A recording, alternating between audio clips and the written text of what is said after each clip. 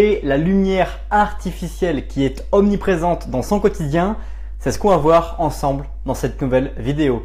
Bienvenue à toi dans cette nouvelle vidéo, c'est un plaisir de te retrouver aujourd'hui. Et aujourd'hui, comme tu as pu le constater et tu l'as vu sur le titre, on va parler de pourquoi et comment finalement la lumière artificielle va influencer vraiment ton quotidien et comment tu dois améliorer tout ça.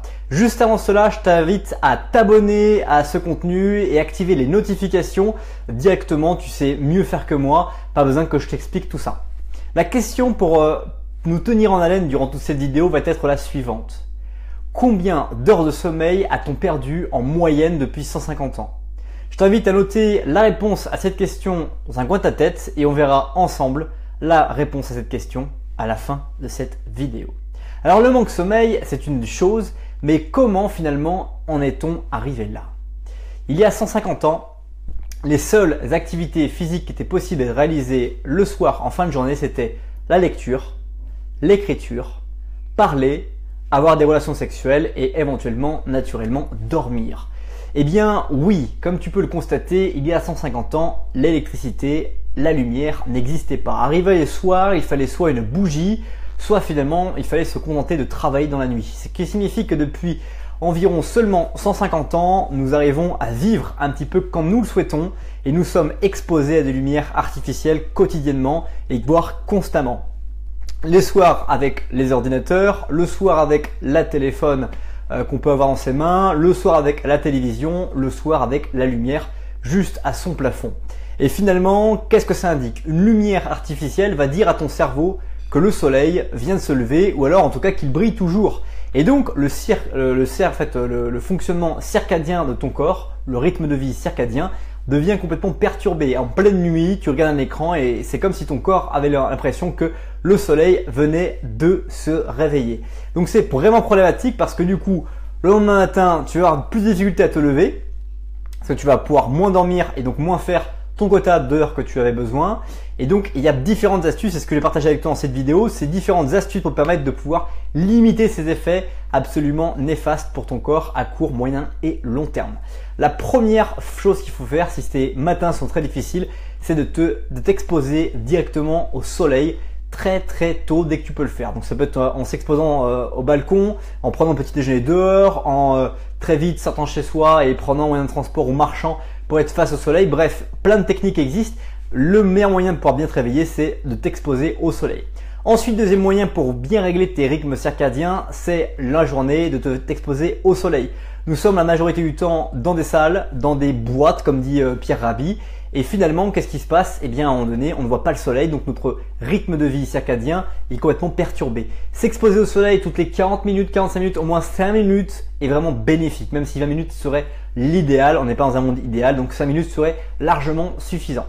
Ensuite, un truc qu'il faut savoir, c'est quand tu t'exposes au soleil, quand tu vas travailler sur tes rythmes circadiens, eh bien, tu vas perdre du poids, tu vas limiter l'obésité. Parce que le cercle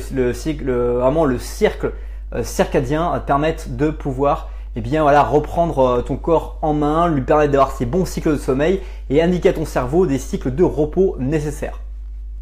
Donc voilà, un truc qui est hyper important de noter aussi, c'est que les astronautes qui voient en 24 heures 19 levées et couchers de soleil ont des gros problèmes avec leur rythme de vie circadien et que du coup c'est des vrais problèmes de santé pour eux parce que du coup ils prennent du poids, ils ont un corps qui fonctionne et qui surfonctionne et qui ne sait plus du tout dans quel rythme de vie on est. Donc en résumé, il faut t'exposer au soleil régulièrement, en tout cas t'exposer à la lumière du jour dans les moments où naturellement il y a du jour. Il faut faire des pauses de 5 minutes au soleil assez régulièrement quand tu peux le faire. Accorde-toi ce moment, ça en plus permet de pouvoir limiter contre le stress.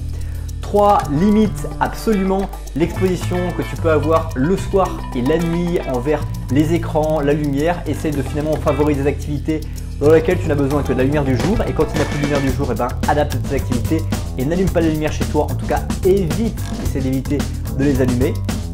Et puis si tu as un téléphone, un smartphone et tu dois absolument t'en servir, eh bien active pour l'iPhone le mode Night Shift ou avec votre téléphone des modes en fait de nuit pour que la lumière bleue soit limitée à son maximum. Voilà. Donc quand même, j'aimerais répondre à la question qu'on a posée au début de cette vidéo qui est pour moi assez intéressante et assez importante. Combien d'heures de sommeil a-t-on perdu en moyenne depuis 150 ans? Eh bien figure-toi qu'on a perdu 1h50 de sommeil c'est quasiment un peu plus que la durée d'un match de football.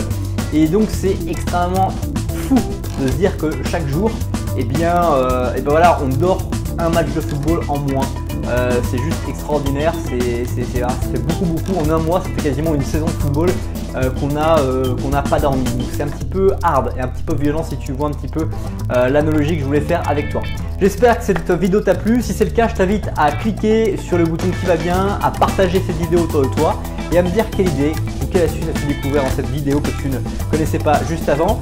Par ailleurs, je t'invite aussi à découvrir dans la description liée à cette vidéo qui je suis, comment j'en suis arrivé devant toi et pourquoi je t'ai proposé ce contenu de vidéo aujourd'hui. Voilà, ça coûte absolument rien d'aller voir cette description et je te dis à très vite pour une prochaine vidéo. Merci du temps que tu as consacré à cette vidéo.